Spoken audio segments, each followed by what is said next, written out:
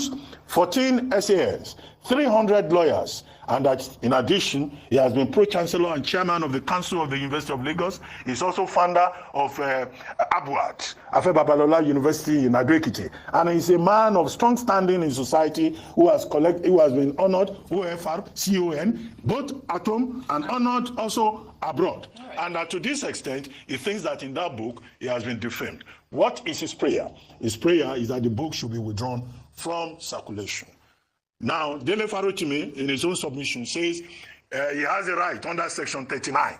More reactions have trailed the arrest of human rights advocate Dele Farotimi. On Wednesday, the Ekiti State Magistrate Court in Ado-Ekiti remanded the activist over alleged defamation. He was arraigned on a 16-count charge by the police. The police accused the activist of criminally defaming Afe Babalola, a senior advocate of Nigeria, in a book titled Nigeria and Its Criminal Justice System. The activist pled not guilty to all the charges, but was remanded in prison custody till December 10th. Well, prior to his arrest, Dele Farotimi spoke to journalists on December 2nd. Well, let's take a quick listen to what he said before we take some reactions. It came to my knowledge that there is a charge that had been fraudulently preferred against me. Okay, guys, so you have seen for yourself. A lot of people must have bought this book, and now this book have already went viral. So my question now is, how are they going to withdraw? Do you think that this information will be withdrawn because this book have already went viral, guys? So I will just leave you guys to watch the video. Let me know what your thoughts are in the comment section. Please don't forget to like, don't forget to subscribe, turn on your bell notification icon to get notification all time. Thank you so much for all you do. So guys, let's dive right to the next video. It came to my knowledge that there is a charge that had been fraudulently preferred against me before a court in Ekiti State. At the instance of Chief Afe Babalola, this charge had been fraudulently preferred, hidden from view, and the court had purportedly demanded my presence multiple times, and I had failed to appear before this court. And this court had then proceeded to issue a bench warrant for my arrest. And the calculations were that I would have been picked up, taken before this judge who must have either been compromised or misled in Ekiti. And I would have been remanded in prison custody for being somebody who was meant to face trial and who had refused to bring himself to court. If I have committed any wrong for which the state requires my attendance in a court or at a police station, they know exactly where I live. I will live only once. I will not live cowering to any man. Let us be clear.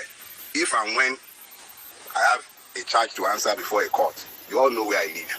I'm not hiding, and I'm not running away from anybody. Let us be very clear about that. Rufai, he clearly had information right before he was picked up, and everything he said followed exactly how it happened. I mean, this country. But let me take some reactions that have also trailed his imprisonment at this moment, because you know that he's been denied bail. Let's take this one from former Vice President Atiku Abubakar, who has called for the release of Dele Farotimi. While reacting in a post on X, Atiku said Farotimi's arrest serves as a grim reminder of the dark days of military dictatorship, when the iron fist of tyranny sought to crush all dissent.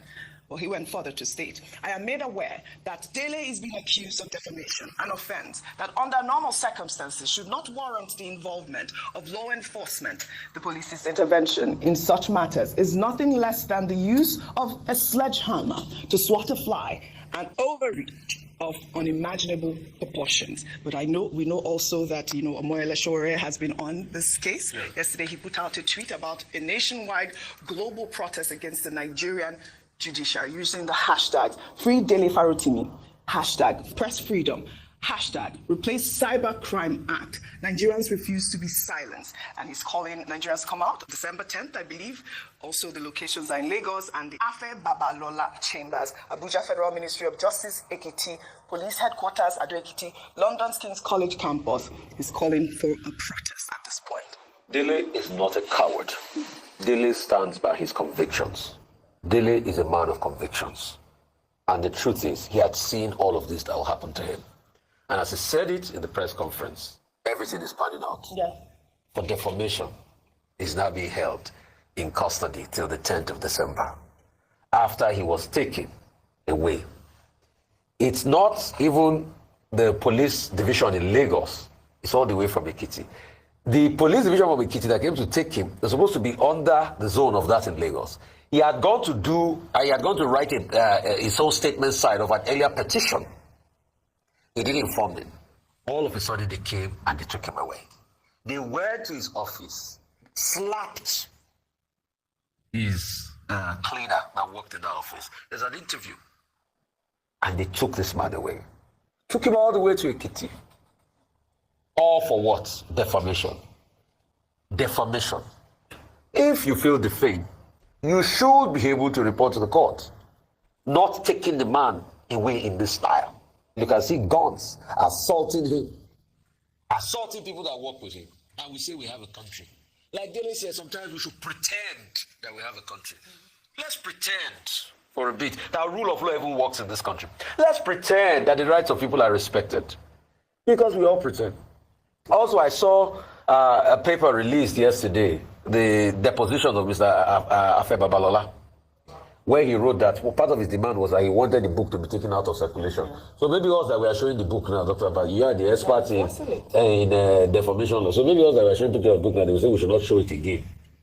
Until the court decides. Or the court decides. There's a bookshop that stocks the book, and they've been targeted. So the book, it's important to maintain. But as the court decided. The court hasn't decided. As the court decided. So these are part of the things we keep saying. But see, and for those, I want to talk about them. For those that Dele said we're going to collect all sorts of things to be able to twist narrative in the media, have a conscience. You remember what Nimola said? First they came for the Jews, they came for the Gentiles, they came for other people. But he kept on pushing back. When they came for him, there was nobody to speak for him. It is Dele today, you don't know who it will happen to. All right, Dr. Abati, in that video we heard Dele Farotimi saying that, there appears to be some sort of fraudulent means by saying that, court orders will be served to him. So basically claiming that he never received anything before his arrest. Okay, we discussed this matter yesterday before additional facts came out. And what we said yesterday was that, yes, defamation is an offense. It's a felony under sections 373, 375 of the Criminal Code. We also condemned the manner in which the police invaded his office and turned the place upside down, that they didn't need all of that drama. And we also made the point that the fact that anybody is an activist or has access to any medium of mass communication does not give you the right to defame other people, because other people have the right to defend their reputation. And that's the second leg of it that I would like to add this morning. As follows. Dele Farotimi has already gone to the court in Lagos, I think Federal High Court, led by my former teacher and supervisor at Lagos State University, Professor Imiri, to insist on the enforcement of his fundamental human rights. Now, when you read the matter submitted, that he was harassed, assaulted, abducted, treated without dignity, and under the laws, 33, 34, 45, 41, under the 1999 Constitution, is entitled to be treated with dignity, whatever the offense may be. So it's for the court to say that he has been poorly treated, because a person is considered innocent until I judge guilty. So you have a fundamental human rights enforcement case already before the court, and he also has the right to stand up for himself. You say he's been remanded in prison till December 10, where that's the prerogative of the court. And the court says it is on December 10 that it will listen to the plea for bail. It's a bailable offense anyway, but we'll see how the court processes that. Now, the second part of it is the part that is not part of the conversation. That is the right of Chief STATES.AFE Babalola. Chief STATES.AFE Babalola is saying that in this book, Democracy and the criminal justice system in Nigeria, the violation of the criminal justice system, that from the prefatory pages, page 9, page 10 thereof, and in subsequent pages, all between pages 41 and 84, that he was defamed, that he was accused of corrupting the judicial system, of compromising the Supreme Court of Nigeria, of using under-the-table tactics to, procure judgment in a land matter between the Eletu family and another family, Ojomu family, and in which Dele Farotimi was counsel to one of the affected estates in this part of Lagos. Now, there was variation of judgment, there was involvement of the Lagos state government, and all of that matter. So, Dele Farotimi himself as counsel was an interested party. And Chief Afe Babalola is saying that he has been defamed. He has been called an indolent lawyer. He has been called an intellectually incapable person. All kinds of adjectives. You can read the submission. And he says that he has been defamed to the extent that he has been at the bar for 6 decades. The residual point, if I may just summarize, is that, look, Section 39, if you place it against Sections 373 and 375 of the Criminal Code, and you do a community reading, the implication, what it means in terms of community reading, is that under no circumstance can you defame anybody. If A says this is what it is, his own right begins where yours stops. However, as I said yesterday in defamation, you have several defenses: truth, absolute privilege, statute of limitations. But these are issues, fairness, fair comment. These are issues that the court will decide. But it's important that, we give the 2 sides of it and not take sides. Thanks for that balance, Dr. Abati. We will follow up on the story. We'll take another story, going to this brouhaha about the NNPC, and we had those protesters that are rising. Well, Mele Kyari, Group Chief Executive Officer of the Nigerian National Petroleum Company Limited, says it is not a crime to blend petroleum products at the old Port Harcourt refinery, as it is an integral part of the refining process. Kyari spoke at the commissioning of the new Peng Towers in Lagos on Wednesday, and also confirmed that the refinery is up and running with loading operations in full swing. I know the presidential spokesperson reacted because he went ahead with some journalists to go to the refinery. I know you have to speak, but let me take Bayo Ononuga's tweet. He wrote, "Putting to rest rumors about Port Harcourt refinery complex, our fact-finding mission.